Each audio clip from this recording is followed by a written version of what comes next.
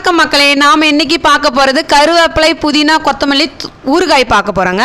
அதுக்கு தேவையான பொருட்கள் வந்து காஞ்ச மிளகா, புளி, பூண்டு, பெருங்காயம், கட்டி பெருங்காயம், தேவையான அளவு உப்பு கலந்துக்கணும். எல்லாத்தையுமே வந்து இந்த புதினா, கருவேப்பிலை, கொத்தமல்லி லைட்டாக வதக்கிக்கணும். அந்த பச்சை கலர் போகாமல் நிறம் மாறாமல் வதக்கி எடுத்துக்கணும். அதுக்கப்புறம் பூண்டு, தேவையான அளவு மிளகா, புளி, கட்டி பெருங்காயம், இது தேவையான அளவு உப்பு எல்லாமே வறுத்து எடுத்துக்கணும். உப்பு வறுக்கும்போது கொஞ்சம் தூரமாக இருங்க, அது வெடிக்கும்.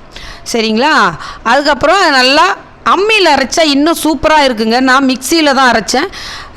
நம்ம இதை தினமும் சாப்பிட்டுக்கிட்டு வந்தோம்னா நல்லா முடி வளரும், பசியின்மையை போக்கும், ரத்த ஓட்டத்துக்கு அதிகப்படுத்தும். ரத்தமே ஹீமோக்ளோபின் இல்லைன்னு சொல்கிறாங்க இல்லைங்களா?